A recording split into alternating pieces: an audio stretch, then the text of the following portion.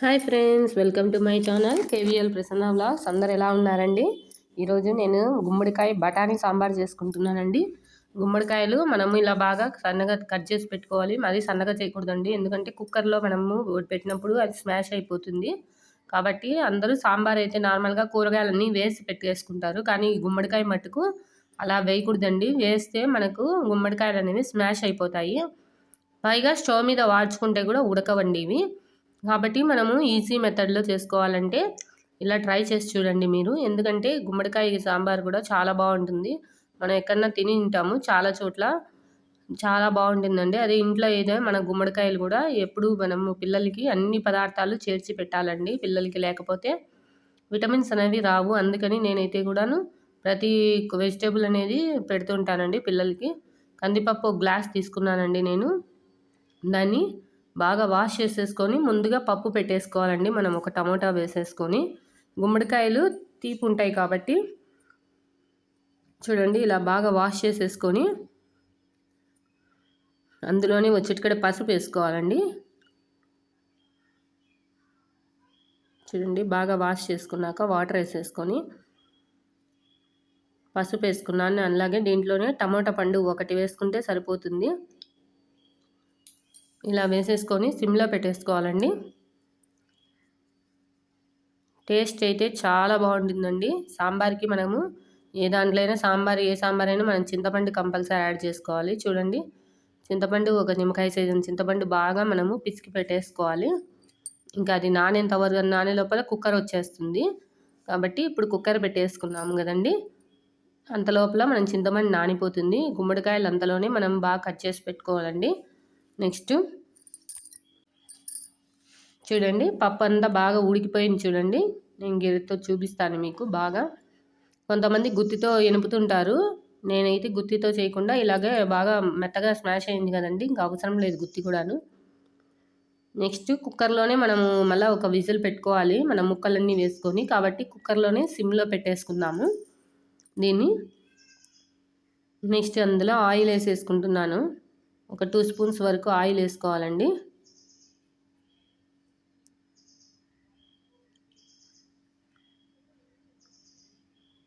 పోపుకు తగ్గట్టు ఆయిల్ ఇప్పుడు వేసేసుకోవాలండి మనము, మళ్ళీ పోపు పెట్టనక్కర్లేదు. ఆవాలండి ఒక 2 స్పూన్స్ ఆయిల్, 2 స్పూన్స్ ఆవాలు వేసుకోవాలి. ప్రతి కూరగాయ కూడా పిల్లలకి పెడుతుంటే బాడీకి సెట్ అవుతుందండి. జీలకర్ర ఒక 1/2 స్పూన్ వేసుకోవాలి.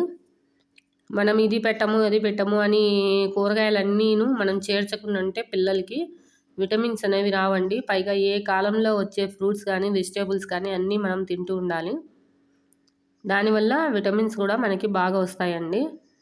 చూడండి కరివేపాకు ఒక రెమ్మ వేసుకున్నానండి.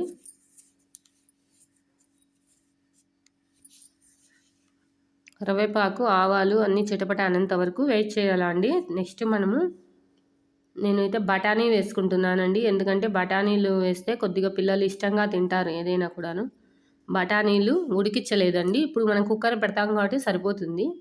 ఇలా బఠానీలు వేసేసుకొని కొద్దిగా సేపు ఆయిల్లో ఫ్రై చేసుకోవాలి. ప్రతి ఒక్కరికి ఇష్టమైంది సాంబార్ అయితే చాలా బాగుంటుందండి. సాంబార్కి మనము ఇలా బఠానీ వేసుకుంటే ఇంకా టేస్ట్ అనేది బాగుంటుందండి. అనపగింజలు ఉంటే అనపగింజలైనా వేసుకోవచ్చండి. చూడండి బాగా కొద్దిగా వేగాక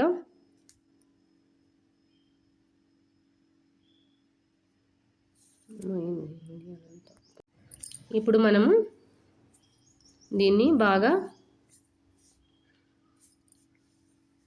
వేగిందండి మనకి. నెక్స్ట్ మనము గుమ్మడికాయ ముక్కలు తీసుకున్నాం కదండి, తరిగి పెట్టుకున్నాము, దాన్ని కూడా వేసేసుకోవాలండి.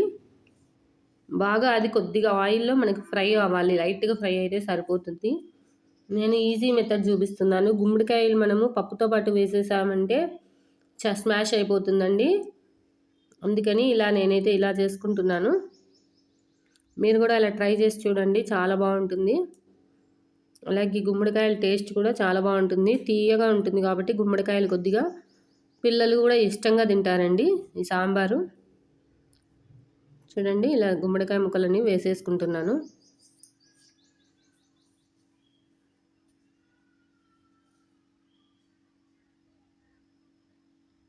ఇలా ఒకసారి బాగా కలిపేసి మనము ఆయిల్లో అలాగే ఉంచేసేయాలండి. ఒక 2 మినిట్స్ వరకు ఉంచితే అప్పుడు బాగా కొద్దిగా మగ్గుతాయండి అవి లైట్గా.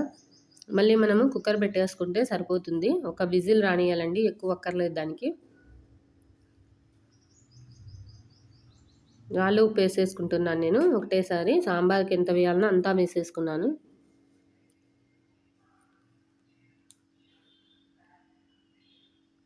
పిల్లలకి మనం చిన్నప్పటి నుంచి కూడా ఇలాంటి కూరగాయలన్నీ పెట్టి అలవాటు చేస్తే పెద్ద అయినా కూడా తినగలుగుతారండి. లేకపోతే వాళ్ళ కూరగాయలు అనేవి కూడా కొన్ని తెలియవండి అసలుకి. చింతపండు వాటర్ నానబెట్టుకున్నాం కదండి, ఇదంతా కూడా మనం బాగా పిసికేసి వేసేసుకోవాలండి అందులోనే.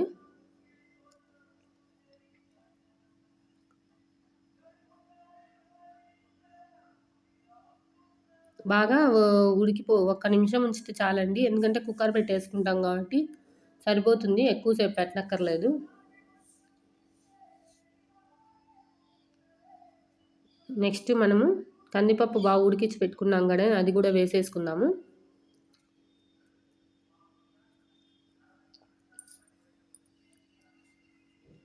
కందిపప్పు ఆల్రెడీ ఉడికింది కాబట్టి మనకి ఎక్కువ విజిల్స్ అవసరం లేదండి. నెక్స్ట్ సాంబార్ పౌడర్ అండి. నేను సాంబార్ పౌడర్ మీకు వీడియోలో ఆల్రెడీ పెట్టాను. ఆ సాంబార్ పౌడర్ మనము 2 స్పూన్స్ వరకు వేసేసుకుంటే సరిపోతుందండి. అన్ని కారము అని మనం సాంబార్ పొడిలో వేసుకున్నాం కాబట్టి ఇంక కారం అక్కర్లేదు. మీరు ఇంకా కారం కావాలనుకుంటే ఒక 1/2 స్పూన్ వేసుకోవచ్చండి, ఏం కాదు. కొంతమంది కారం ఎక్కువ తినేవాళ్ళు ఉంటారు కాబట్టి తినేవాళ్ళు వేసుకోవచ్చండి. చూడండి, ఇప్పుడు కొద్దిగా లైట్గా వాటర్ వేసేసుకొని మనం మూత పెట్టేసుకుందాము. ఒకే ఒక విజిల్ రానియాలండి, అది కూడా గుమ్మడికాయలు ఉడకడం కోసము.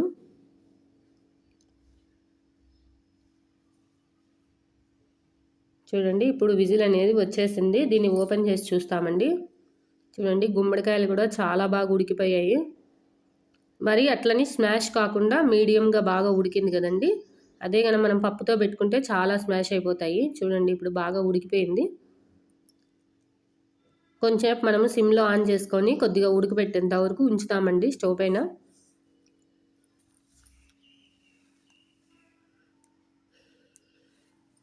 నెక్స్ట్ కొత్తిమీర యాడ్ చేసుకున్నాం కదా, కొంచెంసేపు అలా సిమ్లో పెట్టేస్తే బాగా ఉడికిపోతుంది. దయచేసి ఛానల్ ఎవరైనా కొత్తగా చూస్తున్న వాళ్ళు సబ్స్క్రైబ్ చేయడం మాత్రం మర్చిపోవద్దండి. దయచేసి ఛానల్ని సబ్స్క్రైబ్ చేయండి, అలాగే లైక్ చేయండి, షేర్ చేయండి.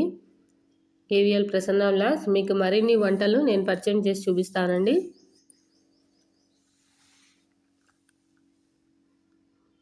చూడండి, ఇప్పుడు బాగా ఉడికిపోతుంది సాంబార్ అనేది. మనము కొంచెంసేపు ఉంచాక దాన్ని సర్వింగ్ బౌల్లోకి తీసేసుకుందామండి. ఇందులోకి వడియాలు గన వేయించుకుంటే చాలా టేస్టీగా ఉంటుందండి. చూసారు కదా, గుమ్మడికాయ బఠానీ సాంబార్. టేస్ట్ చేసి ఎలా ఉందో కామెంట్ చేయండి. టేస్ట్ చేసిగా ట్రై చేసి. Thanks for watching KVL Prasanna vlogs. Please subscribe my channel.